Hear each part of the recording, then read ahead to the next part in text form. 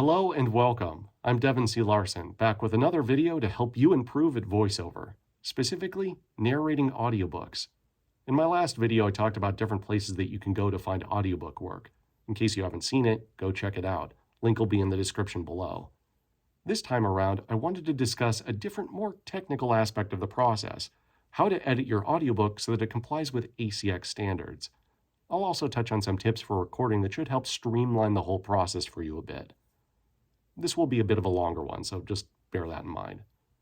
Now, some of you may remember that I did an Audacity editing tutorial a while back, and while that's a great place to start for general purpose info on editing, audiobooks are a bit of their own beast. The name of the game in audiobook production is efficiency. And the reason's pretty straightforward. They're a time-consuming process to record and edit, and anything that you can do to help speed things up for yourself is only going to make your life easier. Last time I talked about this thing called punch and roll recording, and that's certainly one method of recording that you can use to work around mistakes. All you got to do is press Control D when you make a mistake, and then it will back things up about 5 seconds and replay that, giving you sort of a running head start into recording the new section. However, I found that to be a poor choice for general purpose editing, because it stops things dead in their tracks and takes you completely out of the flow of your recording and forces you to expend a whole lot of energy trying to match the way that you sounded before so that the new section is consistent. It's just a mess. Punch and roll's great for going back much later after the fact and recording pickups, trying to match something that you did before, but in the moment, I found it's much better to use one of these. So what is this? It's a dog clicker, and it's a tool for training dogs that makes a loud click when you press the button. And the reason that this is awesome is that click makes a very noticeable spike in your waveform so that at a glance you can go back later and edit any mistakes that you make. Also, these things are super cheap. So let me show you how this works in practice. All right, time for a demonstration. So I have here a section of Alice in Wonderland that I'm going to read and edit for you. I'm going to read a little bit, screw up deliberately, and then use the dog clicker to mark it before recording the correction and continuing from there. It was the White Rabbit, trotting back again slowly, trotting slowly back again, and looking anxiously about as it went, as if it had lost something. And she muttered, and she heard it muttering to itself, "The Duchess! The Duchess! Oh, my dear paws! Oh, my fur and whiskers! She'll execute me! She'll get me executed, as sure as ferrets are ferrets! Where can I have dropped them, I wonder?" Alice guessed in a moment that it was looking for the fan and the pair of kid white gloves.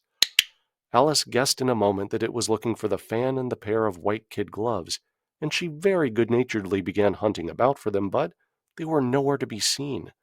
Everything seemed to have changed since her swim in the pool, and the great hall with the glass table and the little door had vanished completely. All right, so if I zoom all the way out, you can see these two obvious spikes that in the waveform that the clicker made when I hit it, and you can zoom right in on them. And the cool thing is, if you take a look at it, this portion of the waveform looks an awful lot like this portion of the waveform, just visually. And if you were to play back, trotting back again slowly, trotting slowly back again, it is the same section. So the easiest thing in the world is you just start from the part where you screwed up and go all the way to the correction, and you just hit delete. And now, if you were to play back, it was the White Rabbit trotting slowly back again. Bam! It's just that simple. So here's another one right here. And she muttered, and she heard it muttering to... So select the mistake all the way up to the corrected portion.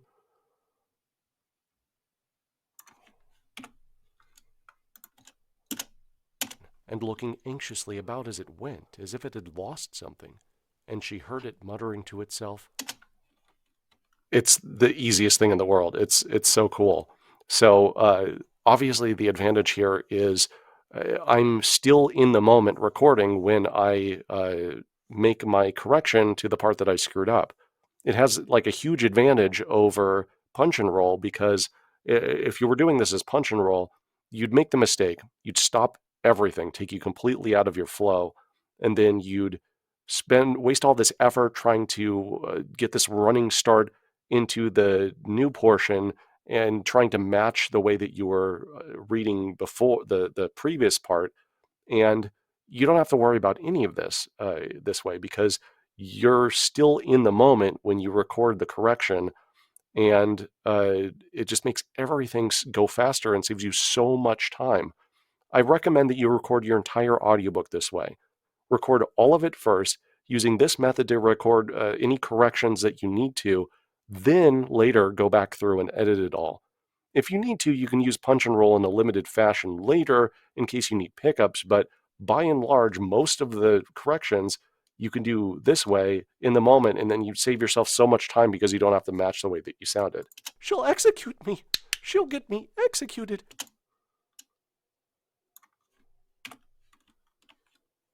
Oh, my fur and whiskers! She'll get me executed, as sure as ferrets are ferrets. Just going to keep doing this for these last little bits here. Alice guessed in a moment that it was looking for the fan and the... Alice... Okay, so we're very clearly fixing that portion. And... Where can I have dropped them, I wonder? Alice guessed in a moment that it was looking for the fan and the pair of... Bam. And now we've fixed all the, like, obvious mistakes that I made. And it's so simple. This is the only way that I do it now. It's sped up my recording time, just the volume that I was able to get through several times over. Like it's night and day between this and punch and roll. So I definitely recommend that you do things this way. It will save you so much time. Some additional tips for recording. Mouth noise will be the bane of your existence, so make things easier on yourself and be sure to stay well hydrated. Avoid dairy, be careful around caffeine or decongestants, anything that could dry you out. I've always heard that apples are great at reducing mouth clicks. I found any fruit's pretty good at that actually. Additionally, I also use this Biotene Dry Mouth brand spray that I found's helpful for keeping things lubricated. I'll make sure to link to that in the description below as well. In fact, let me pose this question to you guys. Is there anything that you find is particularly helpful at reducing mouth clicks in your recordings? Comment below and we can compare notes. 2 additional pieces of recording advice. 1, always make sure that you do your warm-ups. And 2, always record at the same time of day. Because audiobooks are a long process, you want to make sure that you sound consistent all the way through. And you'd be surprised at how different you sound at different times of day. For example, I never record in the morning because first thing when I wake up, for whatever reason, my voice is way lower than it normally is, and it just takes a lot of warming up to get it back into a normal range. So those are my recording tips for you. Let's get back to the actual editing. I've already shown you the clicker method, so by identifying and deleting those mistakes, that's going to fix most of the issues with the raw recording. However, if we were to try and submit this to ACX right now, it would get rejected because it doesn't meet the specs they ask for. For one thing, just to look at it, it's way too quiet. So how can you check those specs? Well, there's this plugin for Audacity under Analyze. It's an optional plugin, which I will link to in the description below this video, called ACX Check.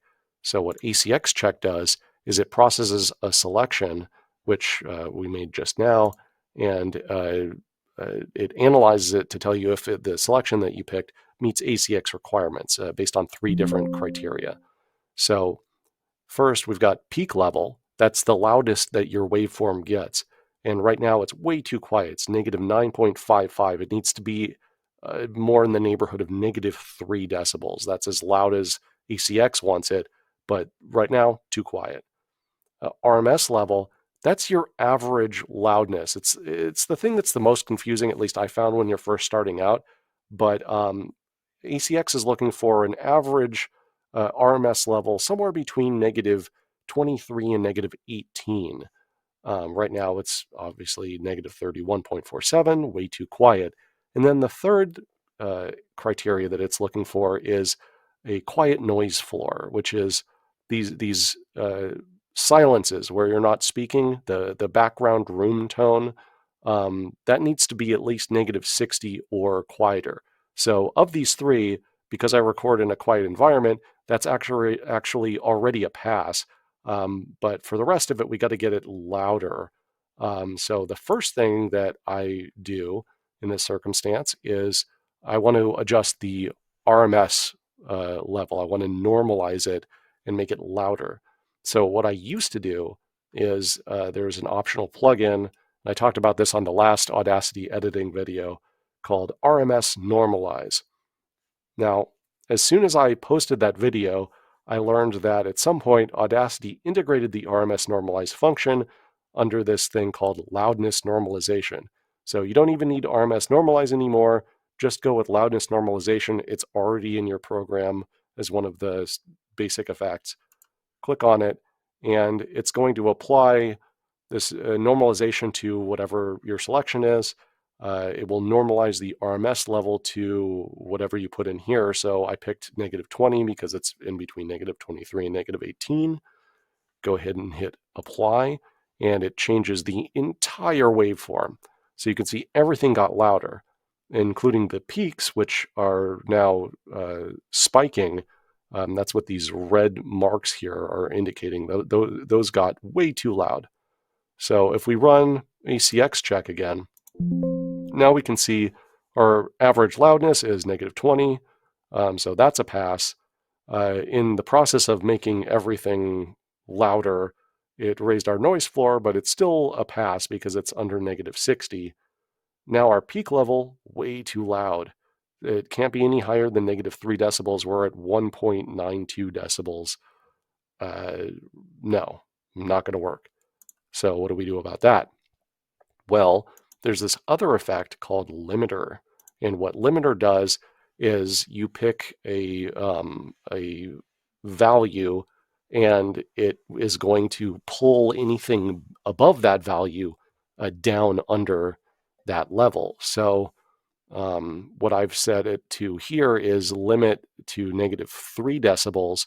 And you have these different options. You can do like a soft limit, a hard limit. The difference is soft limit is going to sort of like a hard limit's going to just yank everything down, like just flat down to whatever level that you're picking. Soft limit is going to just sort of like pull it down, kind of keep the same relationship and shape of the waveform. So soft limit -3. I leave the rest of these at these values here. Hit apply, and it pulled the peaks down. Now if we run the ACX check again, pass, pass, pass. Our peak is -3. Our RMS level went down a little bit because it adjusted everything slightly when we ran the limiter, but that's still a pass because it's between -23 and -18. Our noise floor, still a pass, -66.76 decibels. So if we were to try and submit this to ACX right now, it would pass because it meets all of their requirements. So my environment, as I mentioned, is reasonably quiet, but there's still going to be some degree of background, like room tone. Maybe you have overly loud breathing that you want to sort of knock back a little bit. Or maybe you're not as fortunate as me and you record in a much noisier environment. So if you are in that unfortunate circumstance and you got a really noisy background noise floor, you can run noise reduction, which I talked about on the last editing video, if you want, but I don't recommend it because that could just start to distort the waveform. So even though my environment is reasonably quiet, just to make things even quieter, I run this other effect called noise gate. And what noise gate does is you pick a threshold, in this case -40. So any speaking portion is going to be louder than -40, but anything under -40, I'm going to want that to be quieter, right? So what you set that threshold, you set the level of reduction. So anything -40 and quieter is going to get knocked down -20 decibels. -20 decibels quieter than it was. You can leave these values as you see them here. So if I were to run this now and check it against ACX check, now it's made everything 20 decibels quieter. My noise floor is negative 86.76, which is still passing. There is such a thing as too quiet as far as ACX is concerned, and that's anything negative 90 decibels or below. So this just barely is acceptable, which is fine. And now if we were to play back a portion, and she heard it muttering to itself, "The Duchess! The Duchess! Oh, my dear paws! Oh, my fur and whiskers!" It was the White Rabbit, trotting slowly back again, and looking anxiously about as it went, as if it had lost something. So, perfect, more or less. I still heard, I don't know if it came through on your end watching the video, I still heard some room for improvement. There's some clicking noises inevitably that need to be removed, but technically this does meet the ACX audio requirements. So but there's some things that we can still do to it, which I'll get into in a second. So we've run our effects that make this acceptable to ACX. However, I'm still hearing some mouth clicks, which is normal. It's going to be the bane of your existence. You can especially hear it in this section here. As if it had lost something. Hear that really harsh click at the end there? Normally, I'd get rid of these mouth clicks before I run those effects and normalize everything, but it's sometimes difficult to hear on the final video. So I wanted to make everything louder, including the clicks, just so I could be sure that it was audible to you. When I record, I do it without headphones, just so I can hear myself. I'm not in my head. When I do the editing, I do it with headphones because then I can hear everything. So, like I said, I'm hearing a click here. It's very clear. You can see this little blip here on the waveform. So if we delete that, that should do it for the most part. Still hearing a little bit of something.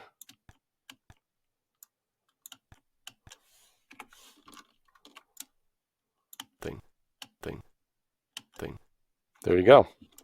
No more click. So that's the easiest way to do it. I also was hearing a click here, as if it did some harsh clicking in the middle of a spoken section. This is a little bit more tricky. The first thing I try is I run an effect called declicker, and I researched all these values long ago. I can't really begin to explain how this works. I just know that it does. Basically, it's taking the selection and then it's rebuilding the waveform while deleting clicks, and all these values determine the interval between steps and when it's rebuilding everything. Way too complicated for me. I just run it and we'll play it again here. As if it did, and that removed the click. The thing about declicker is, in my experience, it either works or it doesn't. And so this time it happened to work, which is great. But let's undo that and see what we could do in a situation where, let's say, that didn't work and still have a click we got to remove manually. Okay, so if we zoom in, you can see this very obvious like spiky burr here on the waveform. And that's what you're looking out for. Anything that's like obviously a spike that just looks sharp and angry, that's probably a click that you can get rid of. So the thing when it comes to manually deleting something from your waveform is, one, you want to make sure that the selection is as small as possible, because if you make it too big, it's going to start sounding very noticeable that you're taking chunks out of the sound, and things are just going to sound unnatural. It's not good. So you want to make sure that it's a small selection. If you're careless with how you make your selection, you could actually be causing more clicks. The way to avoid that is to make sure that the start and end of your selection are at the same level on the waveform. So it's 0, 0. That's usually a good place to pick. Right where it crosses the line, make sure that the start and end both are at 0, 0. So when you delete it, they match up perfectly. The other thing too is, I don't know if you've noticed with waveforms yet, but they're repetitive patterns. So this looks like this, looks like this. Same thing over here. This section looks like this section, looks like this section. They're just these repetitive cycles. So in order to have the best possible results, you want to try and match up with that. So you can see here also it goes from below and then swings up at the beginning of my selection. So I made sure that at the end of my selection, it starts below and swings up. As much as you can do to make sure the start and end match. When you delete it, zip, zip, no clicks, no nothing. It's gone. As if it had lost. So you can go through your, I mean, I would recommend, regardless, that you listen back to your audio, and anything that's, dear pause, oh my fur. Okay, so anything that's obviously not good, you can hear here. Yeah, let's get rid of that. Just delete that. Pause, oh my fur and whiskers, fur and whiskers. Okay, here's another little spike. Delete. Fur and whiskers. Fur and whiskers. Another one. Fur and whiskers. She'll get me executed as sure. So, it can be a little tedious, a little trial and error. Don't drive yourself crazy doing it, because that'll slow you down if you're just going after anything and everything. One other thing that I might try to do as far as processing this sound is, I have an issue with sibilants. My S's can tend to be too much air behind them. They can tend to sound harsh, almost whistling, but not quite. My microphone setup doesn't help things, because the type of microphone that I have accentuates higher frequencies. So between just the way I naturally do my S's and my microphone, sometimes it can get a little harsh. So let's listen to this part. The Duchess, the Duchess, Duchess, Duchess, Duchess. So what I might do on a limited basis is run this effect. So just like declicker, to get rid of clicks, we've got something called a de-esser. There's different kinds. I use this optional plugin called de-esser, which I will link to in the description below, which, similar to the clicker, I just found these settings that work. The only thing I ever really adjust is this wheel here for how strong I want it to be. So you can take a look at that section. I'll hit apply, knocks those way back. Just too much, in my opinion. If you apply a de-esser too heavily, the S can just drop out entirely and just sound unnatural. So let's undo that. Let's run it again, but like less harsh.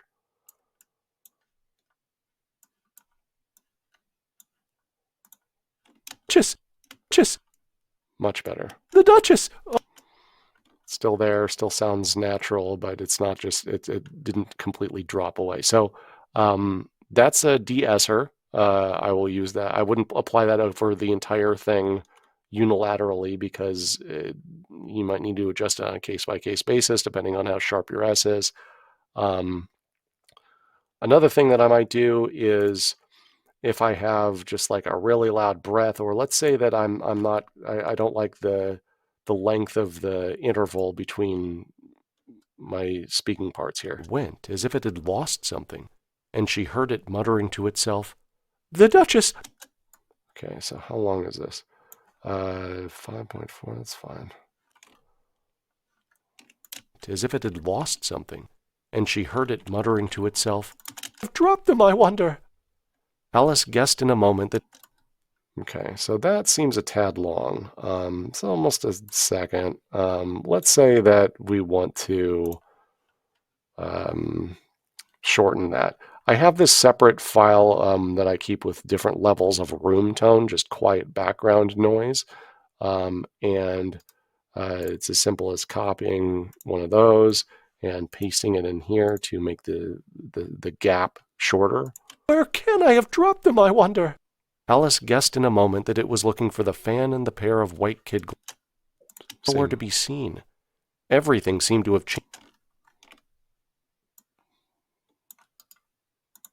I'm just showing you how this works. I wouldn't necessarily shorten these sections, but I want you to see how it's done.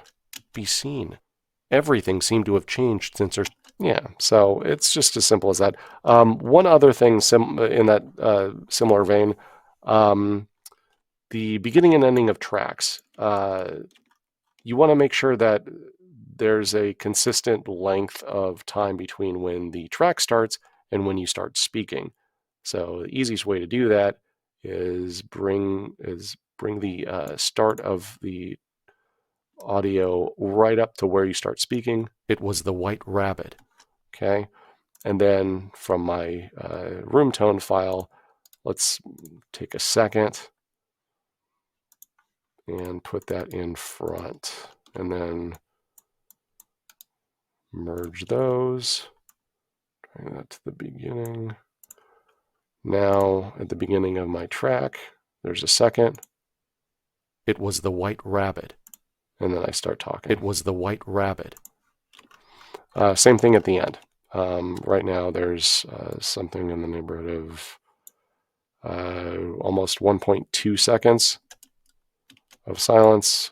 I want to make sure that's consistent across all tracks. Vanished completely. Okay, and let's go ahead and copy paste a second and a half.